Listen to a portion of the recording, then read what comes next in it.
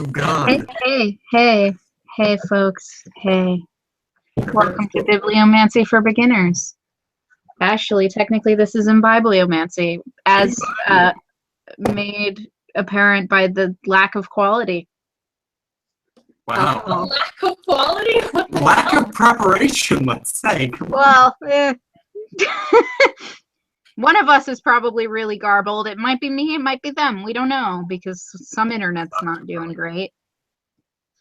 Anyway, there might be swearing or drinking alcohol. Drink responsibly. This is a series on our YouTube channel where we read books and talk about them while drunk. So I have a Shrek. Moderately imbibed. This time we read, Taylor, you should hold it up because my copy has a Comcat sticker over the front of it. Death Vigil.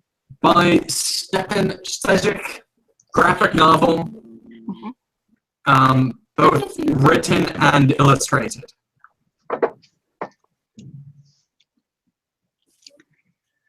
Yeah, that's it. It's a graphic novel, in case you missed that. And it's my choice. Yeah, it's Taylor's choice. Last time we did something with accompanying artwork was also your choice. Yes, we read Through the Woods by Emily Carroll over the summer. The only reason I remember that episode is because I yelled at the end of it. Yeah, we had Casey on for that, right? Yeah. Oh, wait, I have to sneeze. You monster! You made Casey feel bad because you antagonized me. Anyway, if you note me making weird faces, it's because my alcoholic beverage of choice doesn't actually have taste. It feigns taste. So every time I take a sip of it, I'm unnerved. And I'm not sure quite how I feel about that, but... You're tasting pure ether. Maybe. But that feels like it should have a taste. And at a certain point, you may see me empty this wine bottle into my glass. I have not drank this all tonight. This is over an extremely long period of time. After that introduction, I'm not sure anyone is going to believe you. I got maybe 4 hours of sleep last night, so add that and alcohol to the mix, and friends, sugar, we're going down swinging. That's really just placing you in drunk places. Fallout Boy. Okay, yeah. Back onto the evening's scheduled events. I'm going to read you the back of the book in case you have not heard of this book before, which is possible because it's not very well known in a lot of fields. One, because it's a graphic novel, and two, even in graphic novels, it's not the most well known. Graphic. Well, could I give a bit of background in that sense first, then? Can I read the description and then you can talk about that? Sure. Okay. Just wanted to explain why it wasn't well known. You can do that. Just calm. Shh. Is okay. It's been a mixed bag for Clara Jenkins. Bad news, her boyfriend's turned out to be a necromancer, determined to sacrifice her in order to bring a primordial monster into the mortal plane. Good news, she just joined up with the Death Vigil, a group of immortal death knights led by Bernadette the Reaper, dedicated to wiping out necromancers once and for all. Joined by Gruff Sam, Geeky James, and the mystic Raven to T-Rex shapeshifter Hugin. Claire and the rest of the Vigil battle to keep humanity safe from the eldritch monstrosities that make up the mythical Pale Court. Fantasy horror and slapstick absurdity collide in another smash hit from the writer-artist Stjepan Sejic. Yeah. With all the wacky antics, stunning visuals, and epic battles you've come to expect from the master of the craft. Go ahead, Taylor. Something the blurb doesn't actually mention is not only does her boyfriend not only is he determined to sacrifice her, but he actually succeeds. Yeah. That's something that should probably be noted. Yeah, I would like to say that this is part of the reason this is not well known is one, it is very recent, but it is also the first compiled volume of the 8-issue comic run that was released. It was released by Image Comics, but unfortunately, due to like a lack of pre-orders, it wasn't really carried anywhere, and didn't really have any publicity for it in that sense. So while Sejic is a I would say popular illustrator, and even his work of Sunstone, which is a current series, is very well known. This kind of went under, which is why I'm so excited about it, because he is planning on, despite the financial losses, releasing a second volume of it. Awesome. I really wanted to get into this because I loved it. Man, I gave away my opinion. But, Oh, that's such a shocker. right? Yeah. I couldn't guess that you loved it. So I am excited to get to talk about Sejic's PG-13 work. Yeah, Sunstone's about Bond. dominatrixes. BDSM in general, yeah. Okay. Taylor showed it to me a little while ago, and he told me to close it because my eyebrows were threatening to go off the top of my head. Okay. She wasn't prepared. She just kept turning pages. I'm like, Gretchen, you don't need to keep looking. Like a train wreck. It's not Beautifully written, beautifully drawn train wreck. It's actually not as like full-on smutty as, say, the Anita Blake book we have read for this book club. So Come on, that was a classy book. I have no issue with it. I'm just saying, it's like we're It blowing wasn't it up to be a little more extreme. But come on, Yeah. You drew the boobies. true. But Anita Blake has words describing the boobies. He drew the boobies. yeah, but they weren't actually part of the. They weren't necessary to the denouement in the same way that the Anita Blake was. Gretchen didn't read the Anita Blake, so I know you did. No, I just like to tell No. Taylor he's wrong. Let me just say that book went out with a bang. Hey, Michaela, Internet 5. That was terrible. Can we please move on?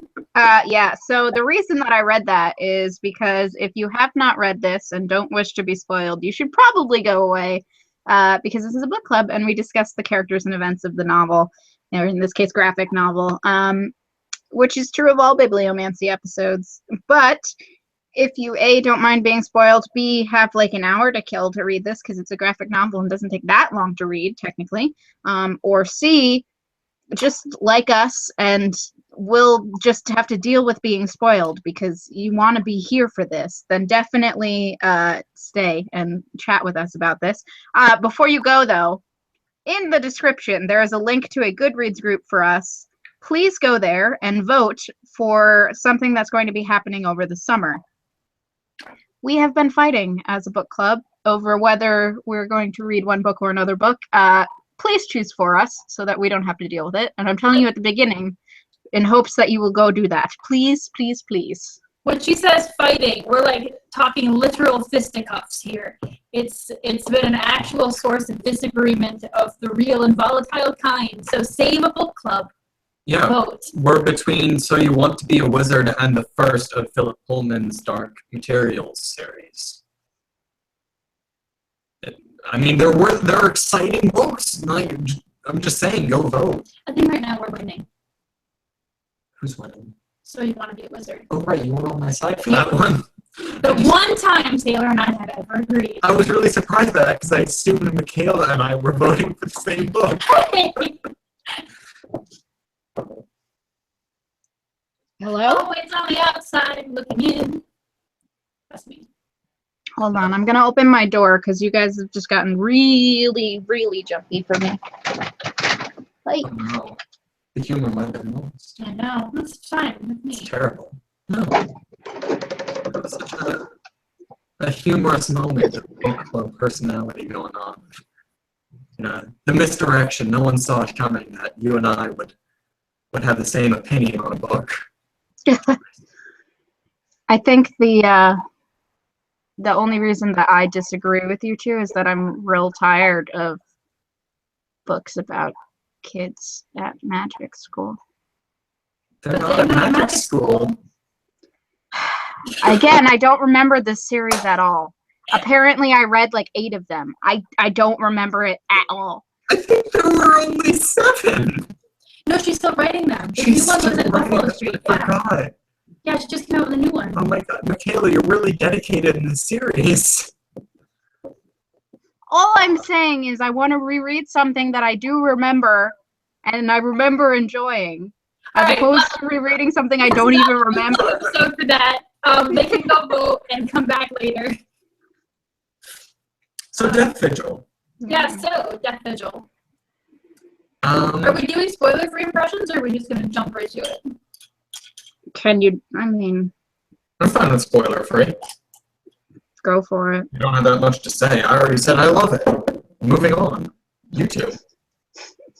I read it right before this book club, and I was talking to Taylor. I think I gave it like a solid 3.5 stars. I felt really bad. Like I definitely didn't want to rate a 3 on Goodreads, but I also didn't get quite 4 out of me for exposition-heavy purposes, and also a very giant cast that was fairly 2D, except for in some cases.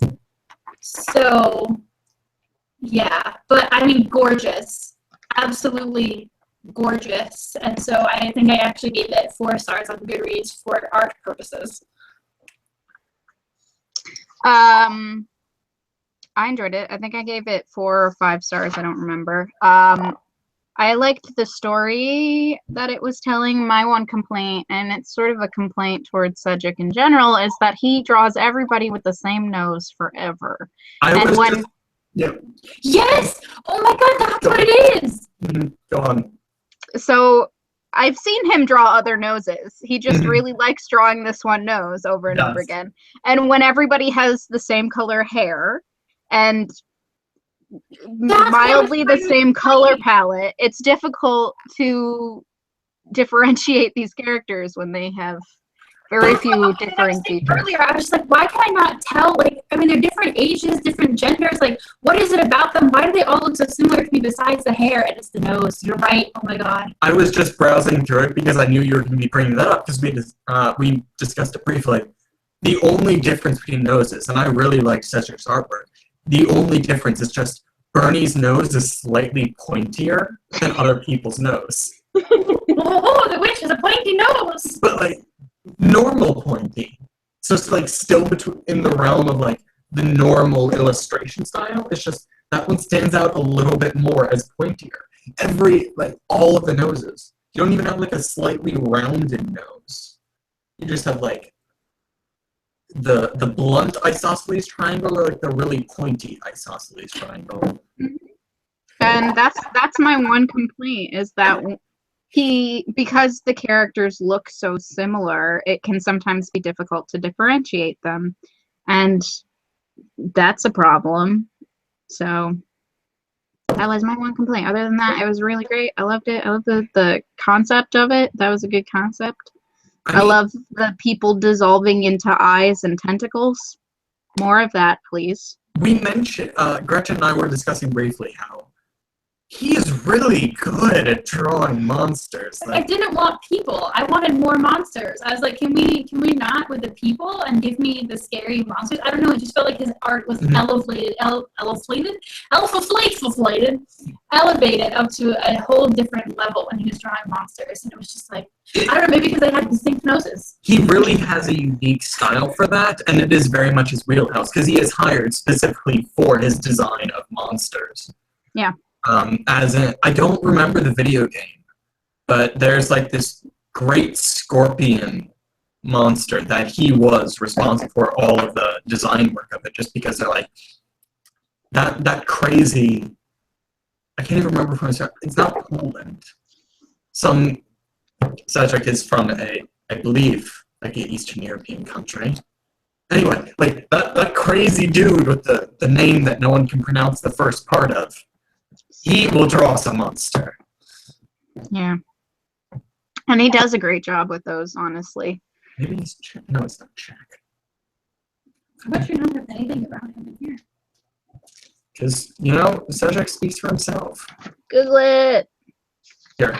One of us, someone needs to carry this conversation. All right, so I'm gonna ask the next question. Those were our spoiler-free. Now there's definitely a spoiler warning going out. Definitely going to be spoilers from this point on. If you don't want those, run away. Flee into the night, and then come back and watch this later. Croatia. Sorry. Croatia. He is from Croatia. Fun. Gretchen? What was your favorite part? I think I've probably given it away with like the monsters, and literally anytime that there was a monster that came out, and actually specifically the necromancer monsters. Like even Hugin in his Tyrannosaurus Rex form was just kind of like, oh, this is cool, but like the necromancy monsters with their tentacles and eyes. Eyes are a really big thing for me in art. Like, it doesn't matter what the art is. If there's eyes involved in some kind, it's like I always get drawn to that, and I stare at that above everything else.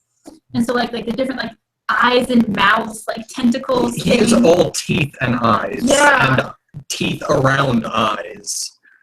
It was just like, I will not be surprised if they show up in my nightmares tonight, because they were just so well done and gorgeous. So I don't know, that's not necessarily a favorite part, but that's just like, every time I knew there was a battle coming, I was like flipping back and be like, when's the monster coming? Where is it? I want it. Who's popping out of what? I know. Or what's popping out of whom? Just as scary as pregnancy. Huh.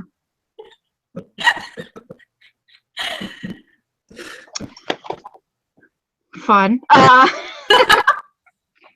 was just gonna say, I think at least one of my favorite parts of this was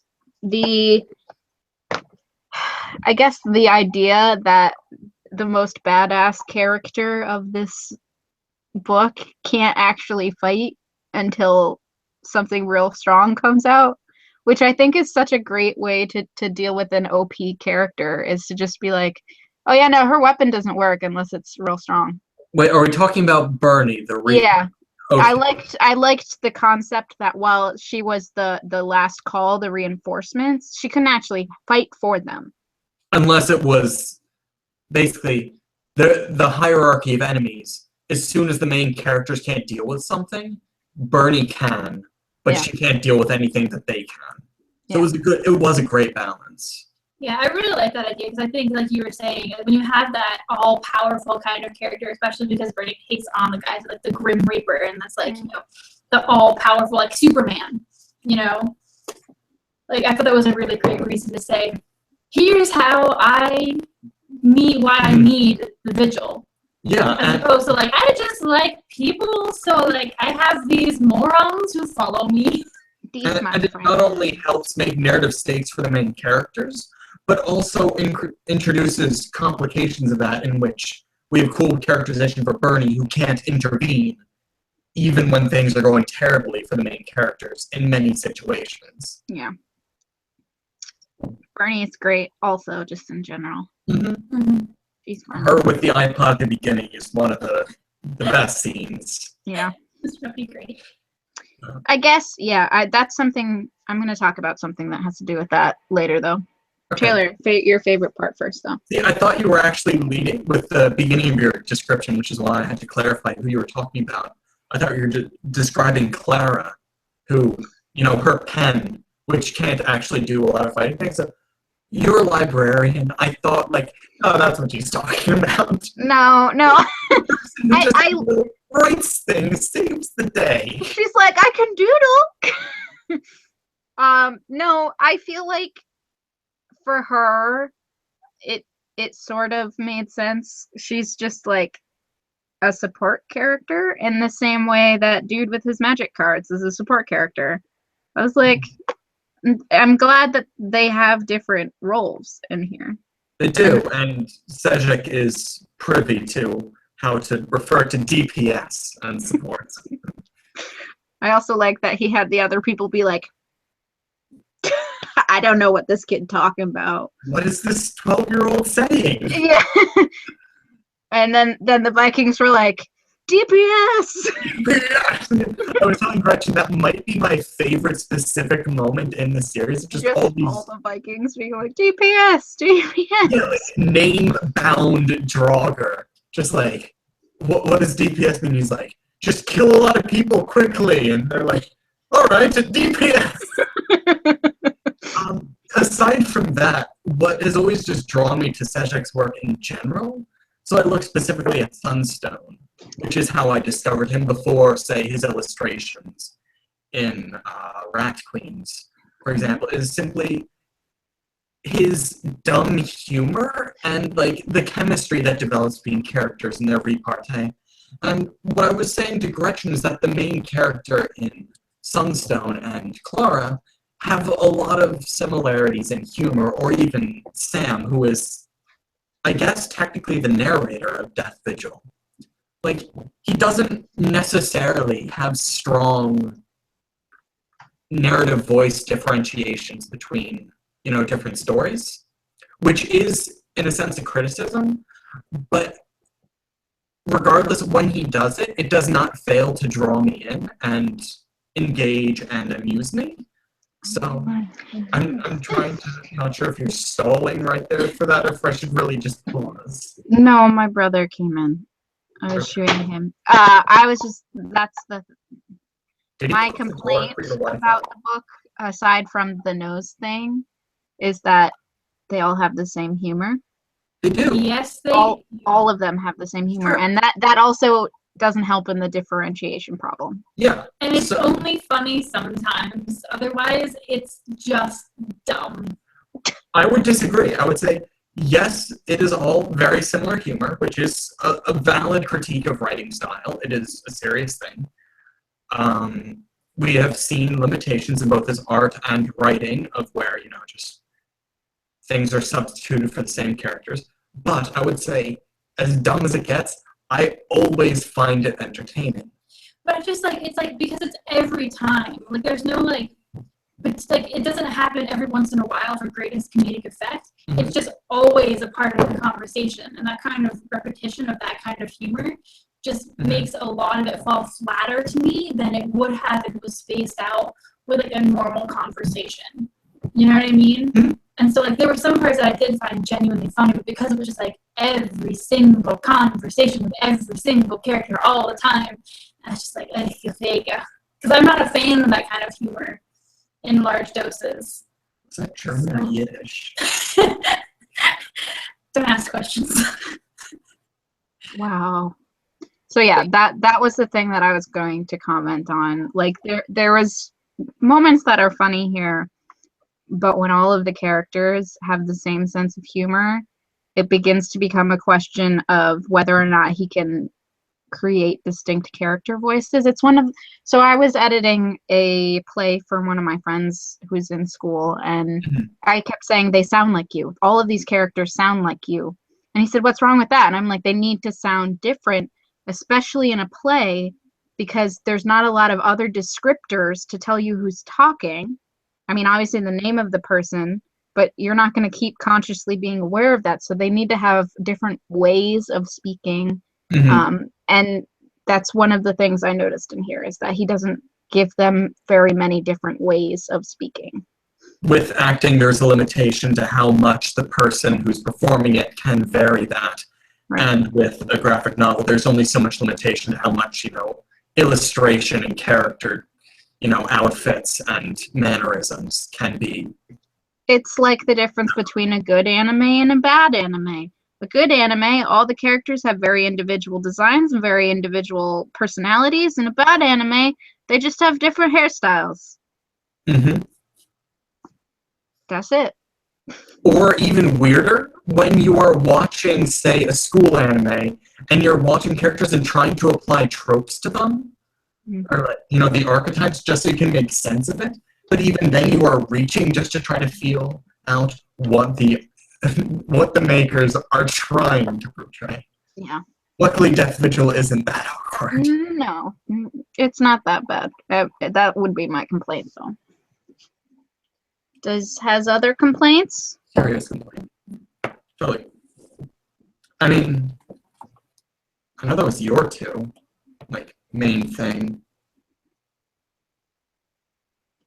I mean, I'll just talk really quickly about how the size of the cast, in a different sense than that, like, obviously, what we just talked about really blends into this complaint, but it's just that, like, I didn't really feel depth of a lot of relationship, and especially with, like, the thing with Bernadette and Sam was really forced. Like, I wouldn't say it's forced, but it's just like, It's really, so suddenly dropped, and then but I mean, nothing like, no, else. it's so in your face the whole time. Like, from the first time they're together, Yeah. I saw that coming.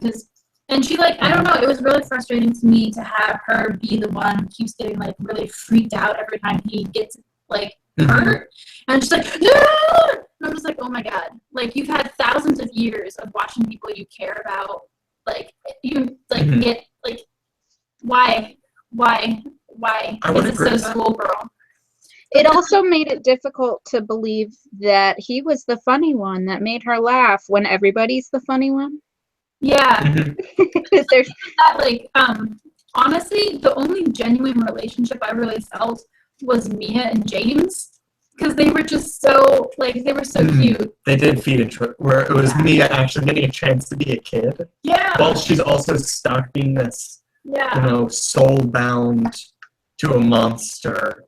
I mean, and jumping ahead, like, I think Mia is also my favorite character because she, out of everybody, gets the most depth. Because there's such a wide cast of characters in here, no one gets a lot of depth at all. And, like, even with Bernadette, like, just how I think Maria's talking about, like, you don't even remember your own name and stuff like that. And I was like, that would have been so cool to know a little bit earlier. But instead, she's just, like, running around freaking out because Sam nicked a toe. It felt a bit flat at the time, and there was a lot of potential to it. Because it's kind of the first moment where it's really driven home to us as readers that Bernadette used to be a person. Yeah. And there's a huge amount of potential to that moment, but with so much else going on, and that being, what, the second to last issue in the arc? Yeah. And this is when Sejic is trying just to release these things without, you know, because he's, at this point, he was not making any money at all. He just wanted to actually complete the arc and make it satisfying to those who are reading. But it doesn't have the opportunity to accomplish all of that. Well, like, that's my thing. I know that he's like, there's another volume, this is like finished work. That but, was like, the whole the thing with decision made Clara, 2 weeks ago.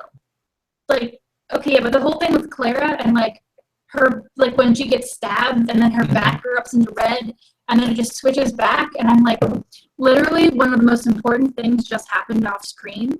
Because then she just pops back in and she's like, here I am with my quill, and I'm like, it wouldn't have bothered me so much, but it happened twice. Yes, it did. And it's very clearly this is arc 2 issue, but at the same time, I do entirely agree with you, if nothing else, then because while we are dealing with this as a volume, and it is the length of a graphic novel. It was a monthly comic. So because it's not tension, it's confusion. I know, but what I'm saying is it creates problem. The issue of serialization does create problems. I'm not using that as an excuse for those problems existing. I'm saying that is literally a problem that manifests. And because it is a problem. Yeah, and I'm saying that, like, you can use that. I'll just finish this thought and you can talk. I'm sorry. Is that you can use that to create narrative tension, but I think a lot of my issues with some of these things is that it didn't create narrative tension. It created narrative confusion, where I didn't either understand what was going on or feel for what was going on, so it didn't matter. He tied each issue up a little too Michaela quickly. raised her hand. I know. I'm just saying.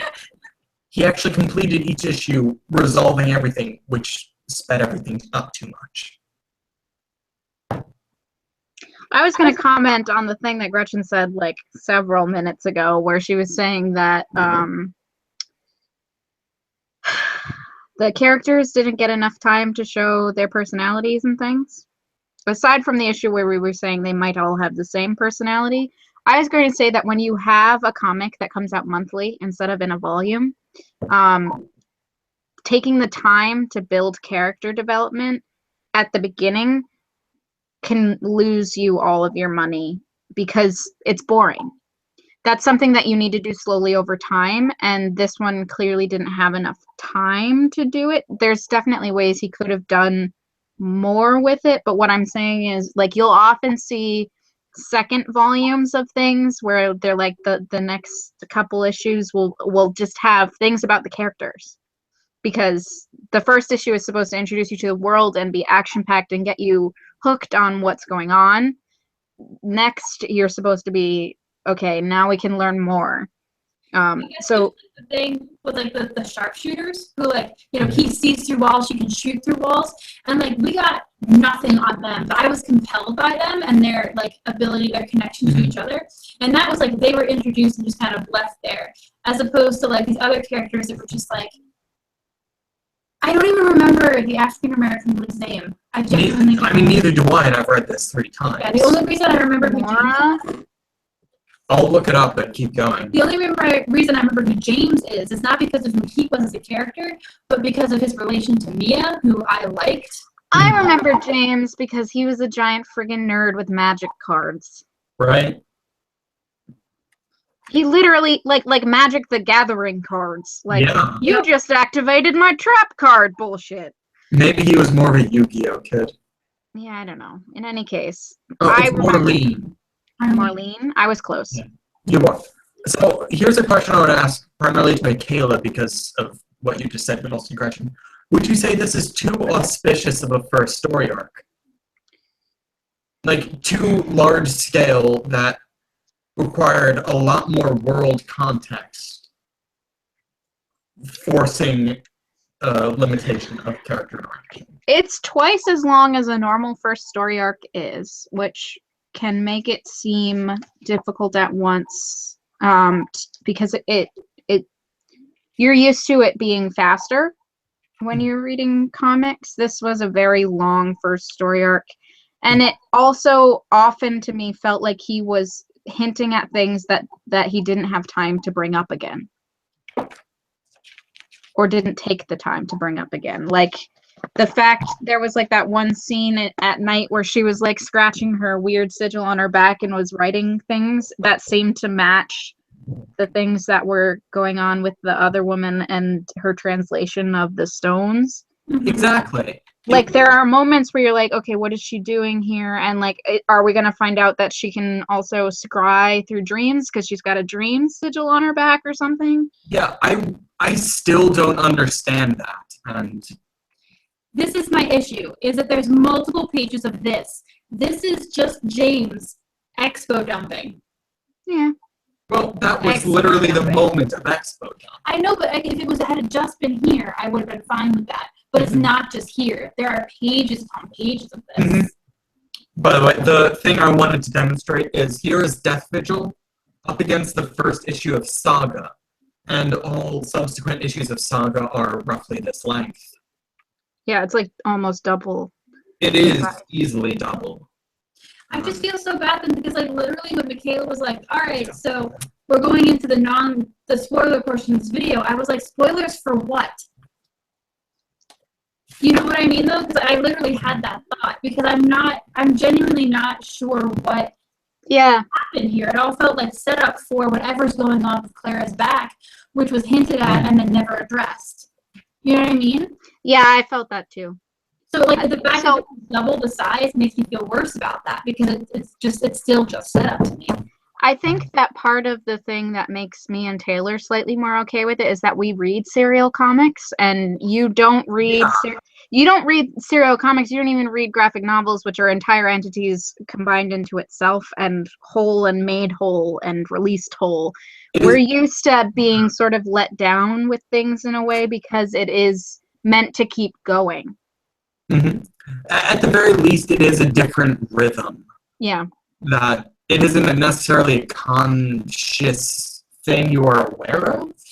I guess, but I still hold the fact that the biggest point in this was addressed off screen with like this big gaping hole, and where if we're like, you know, when she gets stabbed and her sigil opens up, and if that had been addressed like a tad bit more right in the end, like just even to know how she gets out of that situation. Yeah. I would feel so much different about this. But because it happens twice, I'm so angry at it. But really what we're getting to, and this is kind of helping me realize it, is because in the way that we don't really think about it, this massive chunk of unnumbered pages, but 8 comic issues, we don't view this as a full story arc in the sense that we view this still as like the first act. Yeah, it's of something else. It's and that's not to say you are wrong, or even that there is a right or a wrong. It's just that there is a mentality that we are taking to it that is strange to bring up next to yours, because it is such a different way of looking at a story arc. Right.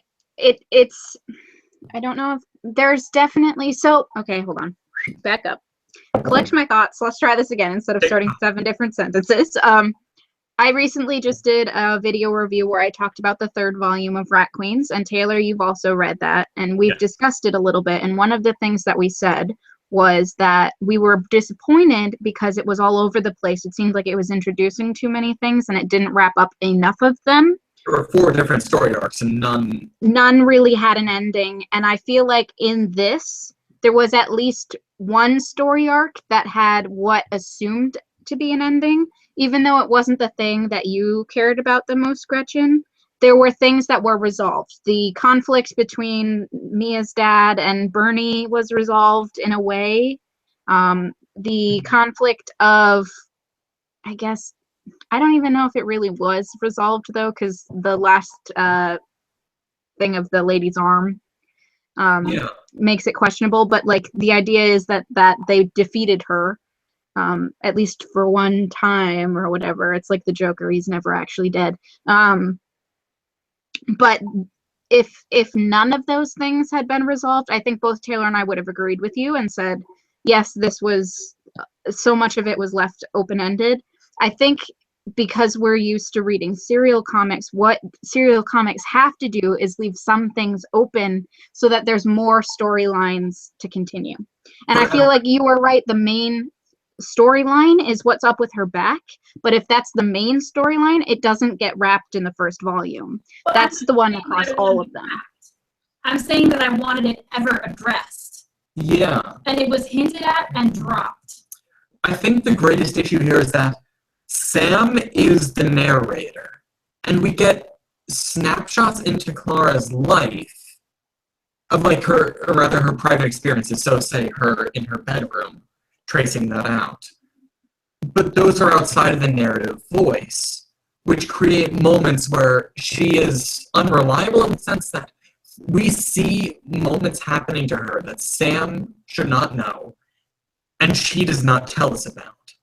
So it creates a tension, but it's a very awkward tension where we're not really sure how we are gaining this information, and as a result, it makes our gaining of it so frustrating, because we're saying, should we know more, or should there actually be, like, some sort of narrative tension placed on it specifically for that we don't know it, instead of just, this is something that's happening, and we don't know how we're supposed to feel about it. We don't know how we're expected I guess to feel because I felt like Sam was only the narrator, really just because in the beginning we needed the info dump. That was really how I felt about that. But regardless, he is throughout the story. Yes, I know, but I'm saying that I'm not sure that works for that reason. Yeah. It is problematic because he has he gives context that we need. But, like, could we not have just 2 different narrative bubble colors and include Clara in this? Because she is still the center of attention. She's the one going through a narrative arc that Sam absolutely is not in this story. So then the question is Sam actually the protagonist? Is Clara not the protagonist? And she's just a vehicle of plot? You know what would have, like, made more sense to me if, like, this was because, and especially because, like, with the way, like, with Sam almost dying, with it being his memories thing, like, if this novel or this volume had been, like, Sam's story, like, with, like, the expectation that, like, the next set would be Clara, like, I'd be totally down with that. That would make so much sense to me. So now here's my argument to why this is Sam's story. He didn't know what his blue things did. I don't remember what they're called. His blue things? Yeah, his shovel and his pickaxe. He didn't know their magical property. He figured that out because of what was happening in the last battle. He figured out the context, and did he figure out a use, though? He was stronger. They made him stronger, and he was able to pull himself out of the effects of that monster because he realized what that those tools were to him. It was his father saying, when you're stronger, you can pick them up and use them. And he's like, oh, I need to be stronger. Picks them up and uses them. So this was the story of how he figured out what his purpose was after all of these other people already know. And so this is obviously just narrative confusion because you read this blurb and the blurb tells you it's Clara's story. It is. No, it's not. Well, it's a shared story, but the most narrative change is happening to Clara. I'm not saying there isn't resolution for Sam because you're absolutely right, and I wasn't giving credit to that for Sam. But I would say this is still Clara's story arc. This volume is absolutely her. But she doesn't get a resolution. Sam, who doesn't change or experience anything new for the entire volume, does get a resolution. I think the issue here is we have a very disjointed and cut off story arc. But that's the thing, though, because because I would have accepted setup for Clara through Sam's story and had a more cohesive narrative voice.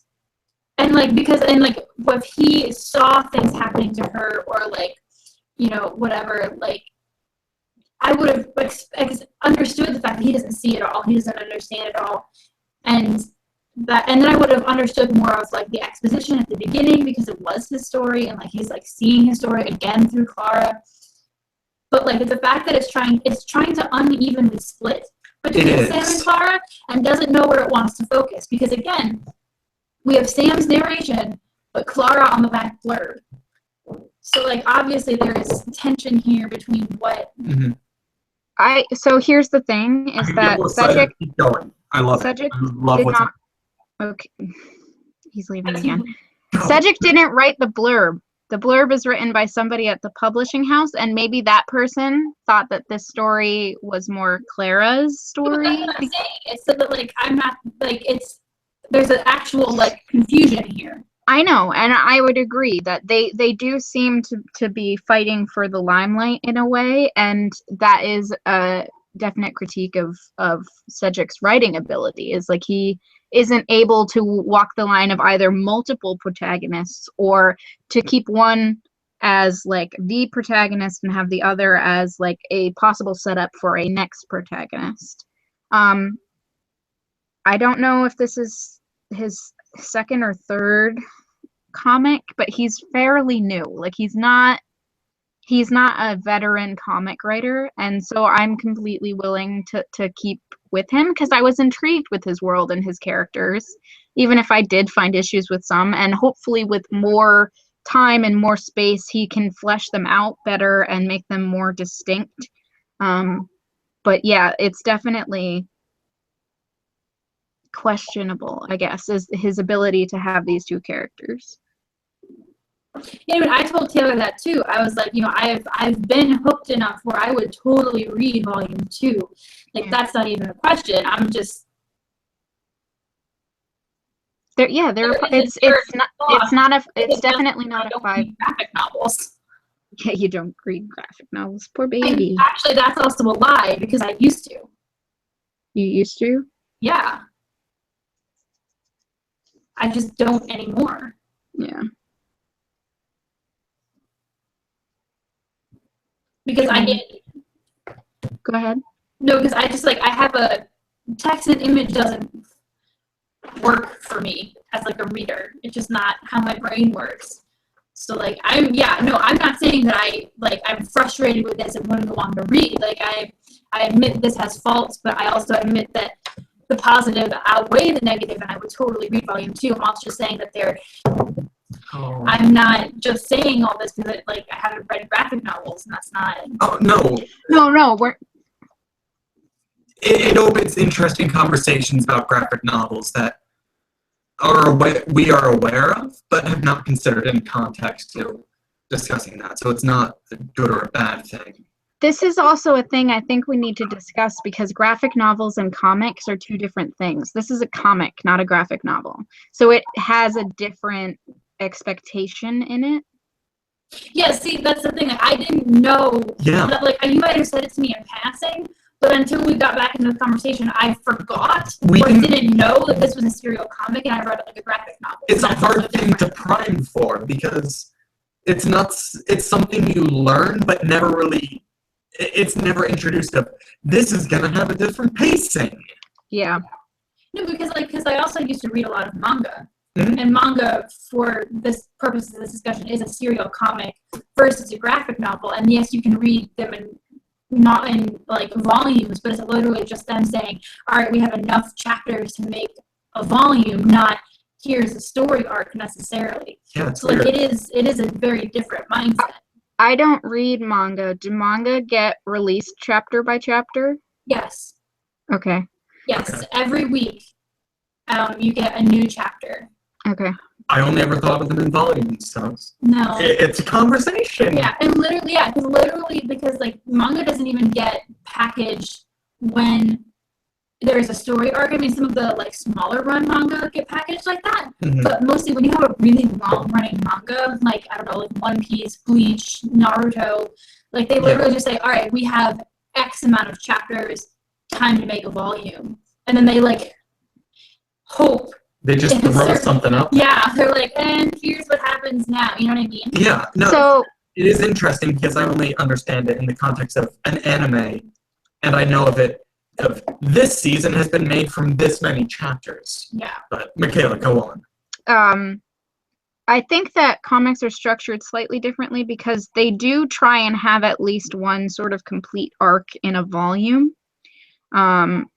Because they know how long a volume is usually. It's usually 4 to 6 issues, monthly issues. So they do try to have some sort of completion in that because there are people who read them just in the book form, and there are some comics that are difficult to read monthly because they don't have enough content in the single issue. Saga, for example. Yeah, Saga is definitely one that I would recommend reading in the volume. I even would recommend reading Rat Queens as a volume as opposed to the single issues because it's like a full campaign. So there's definitely this need to have some sort of resolution of a conflict and a full arc within the volume, which is unlike manga, but it also has that thing of like it's coming out as chapters, so the chapters sort of have to have something in them, and it can seem like too much. Like there's too many arcs and layers and things.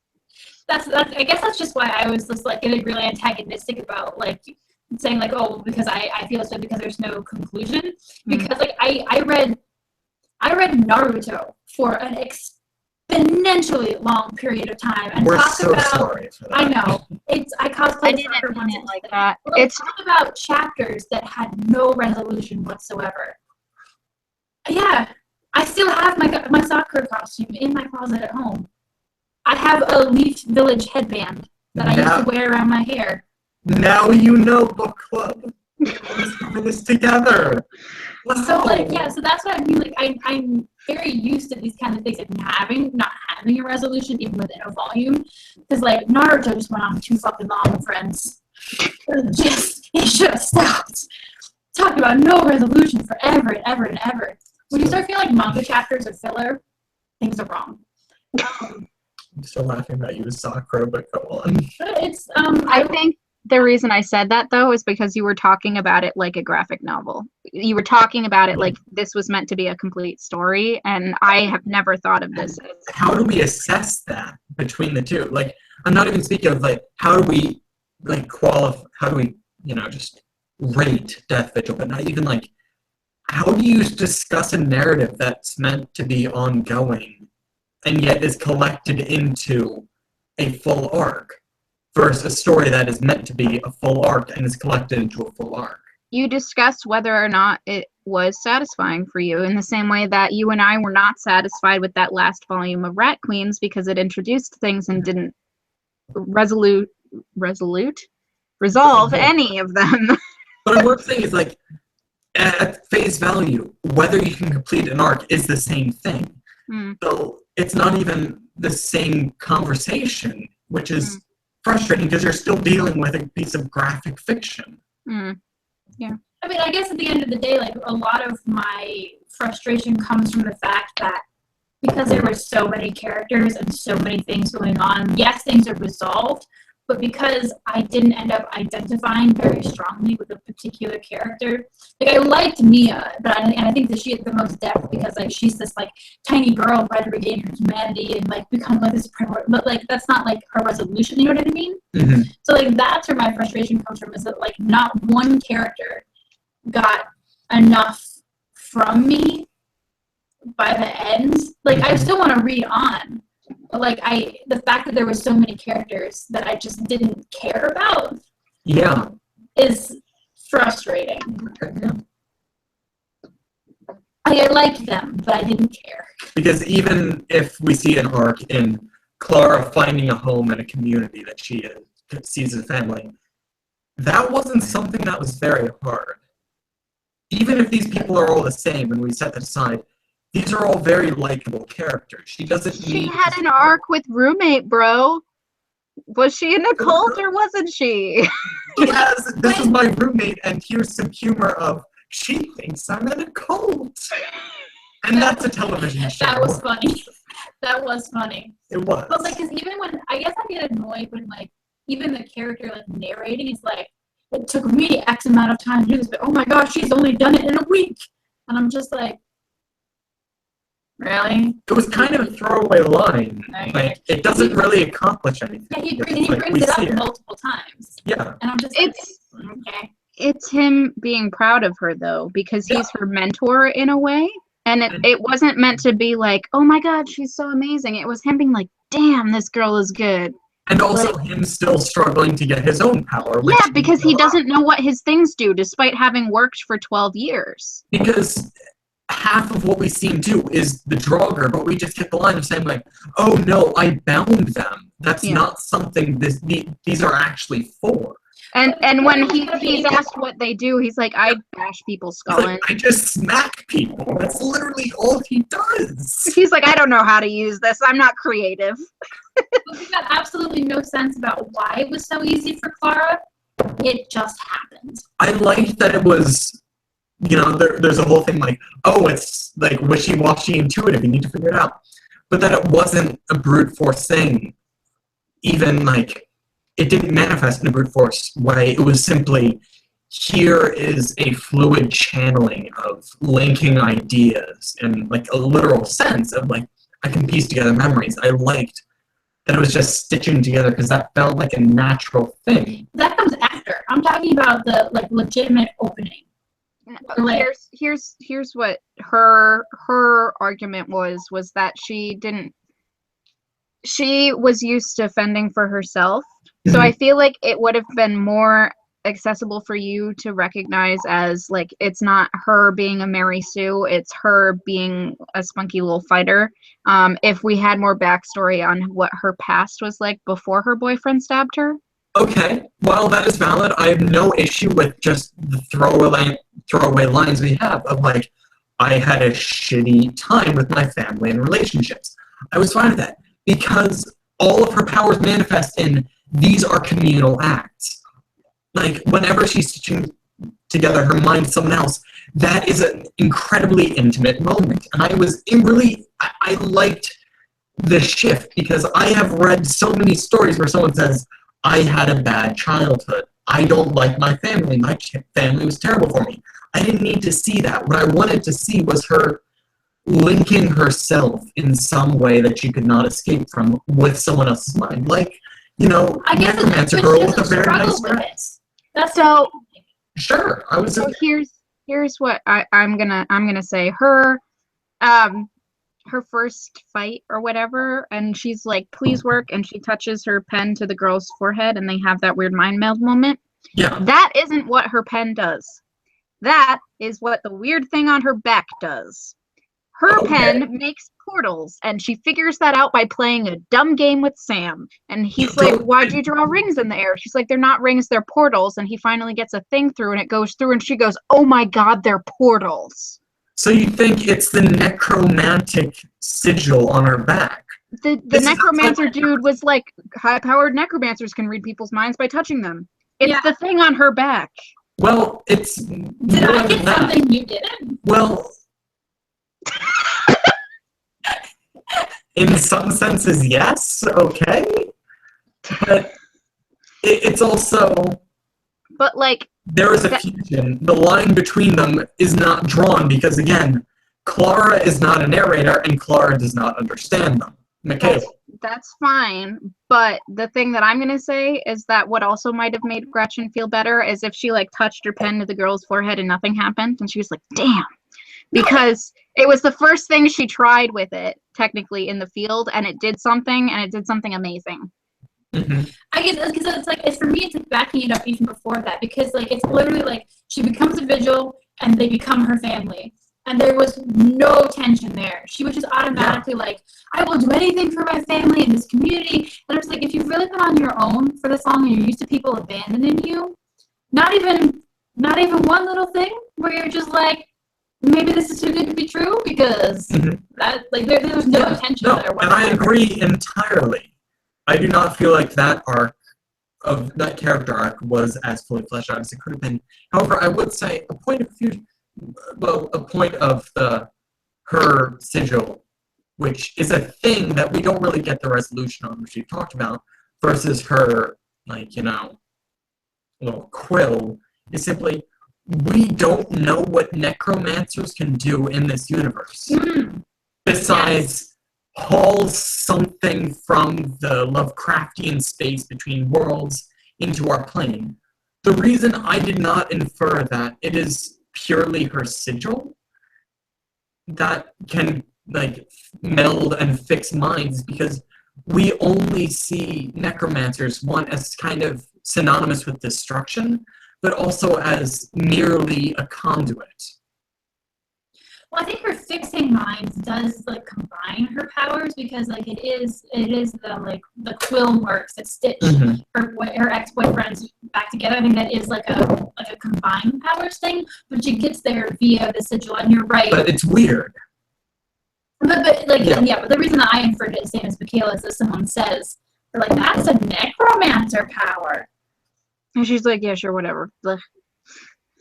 But yeah, so it's also that we as the reader know that she has the weird thing on her back and the other characters don't.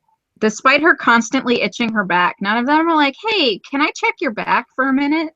It took me 2 readings before I related the gag of the can you scratch my back with this glyph on between her shoulder blades. Really? Yeah. No, the first time I read this. It's because Bernadette has to think about Heinrich always having to take his shirt off to control Mia. Yeah. And he leaves his shirt on. It's like, oh, my sigil's itch now. And it's because I have my shirt on. That completely went over my head. It's because I had read Sejic before that I just assumed her joke about the scratch in her back was purely a gag. No. Just because it's such classic Sejic, I say, snapping.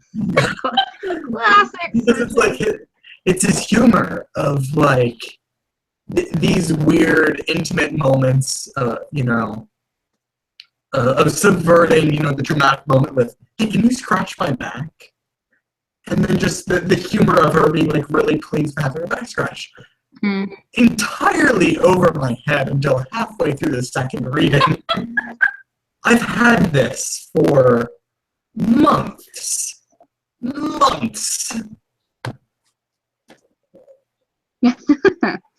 Yeah. So, it's been an hour. Do we It have has been anything else? exactly an hour. Yeah. Any talking points we haven't covered? No, because we talked about them. We just talked about them more fluidly. We didn't talk about them in chunks like we usually do, which I think is how our book club is progressing. Instead of being like, okay, now we're going to talk about this thing, it's more of us just chatting for an hour. We know the things we're supposed to cover. Yeah. And also, I think that it helps when we have things to argue about. Rather than what is your favorite character? I just loved all of them. They were all just really special. I love that Mary Sue and that Mary Sue and everything was right. So I don't mind Mary Sue's. I read Batman my whole life. What is Batman? Giant Mary Sue, Grumpy Mary Sue, Grump Sue. I was talking about this about how much I love superhero movies. Like I love Mary. I love Sue. I like Shakespeare. I wish there was more Shakespeare performance. It just could have been better. It could have been more Shakespeare in the post-apocalyptic. I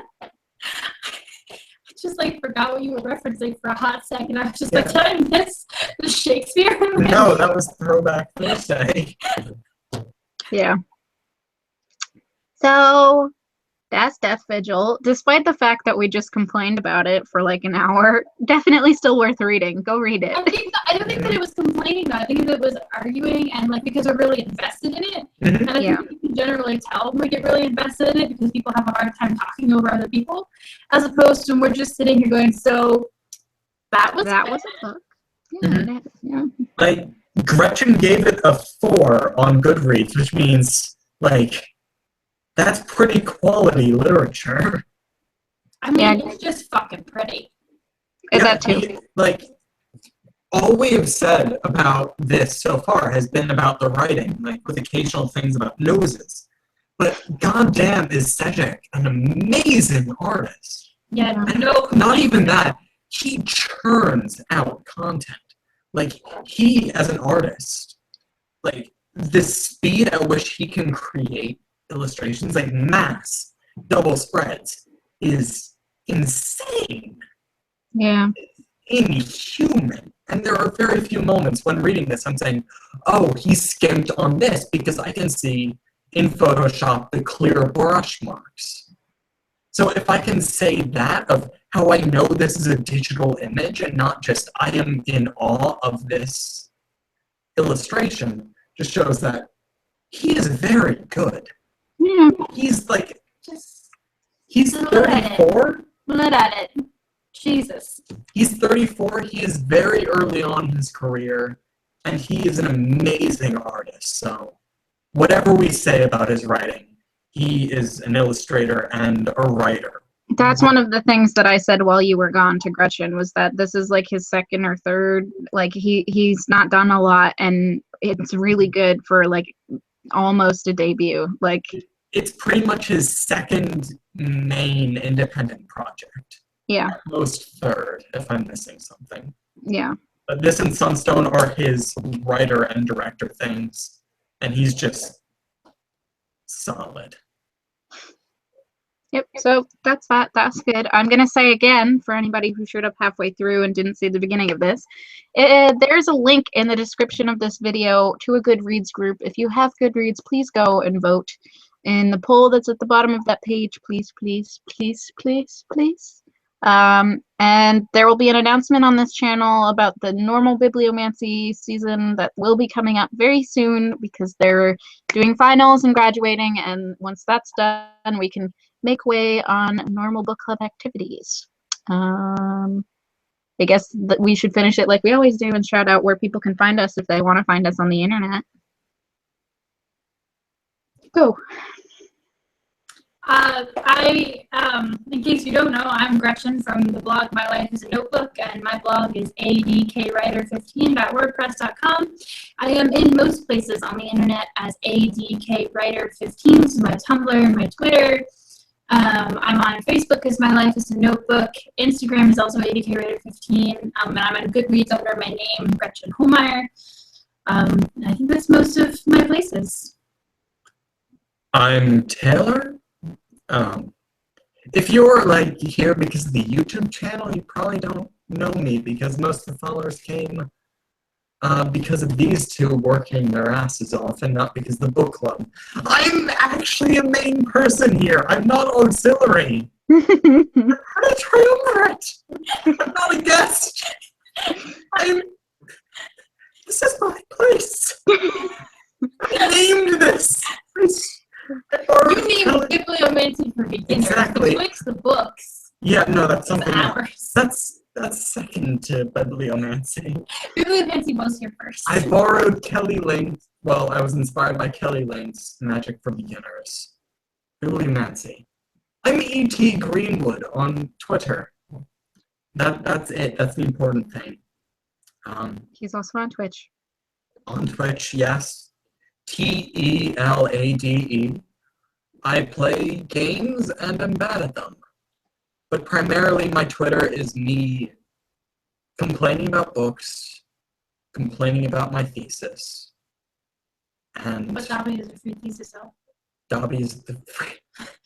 Couldn't get through that. Dobby is a free thesis self, yes. That's my Snapchat. That's not out. That's not available. I'm Michaela. I'm the other half of Betwixt the Books, so you see my face on this channel a lot. You're the third. I'm still here. Oh, wait, Fancy for Beginners. Nope. There's 3. Betwixt the Books is 2. Nope, I'm part of Betwixt the Books. It's getting cozy betwixt the books. I am the spiritual soul. I'm the spiritual spirit.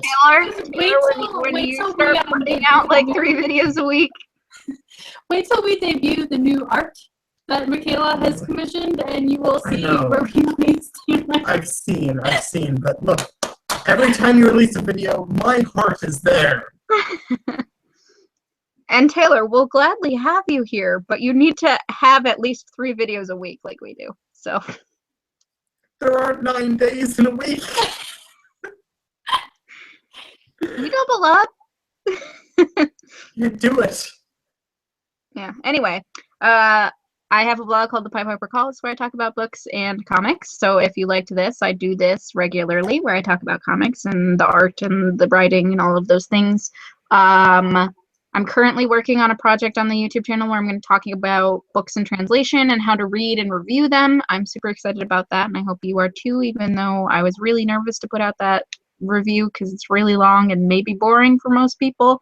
Yeah, I'm at Pied Piper Calls at most places, so Twitter, Instagram, any of those things. And all of those links are down below. You can just find them down below. I have conveniently collected them in one place for you, just for you. You've been watching a portion of the video like a rube. The information was there the whole time. There's also links for the book club itself. We have a book club Twitter, a book club Instagram, a book club Vine, which is generally non-active during the school year, but over the summer we use a lot because we have more time to devote to it and try and be funny and such. Also, God knows what's happening now that we are all going to be out of school, so hey, more reason to follow. Definitely. So go do that if you haven't already. It's fun. I think we should wrap this up so that I can go to bed because I have work in the morning. Sounds good. Bibliomancers Gone Wild, Fine Edition. Bibliomancers out! Bye, guys. Bye!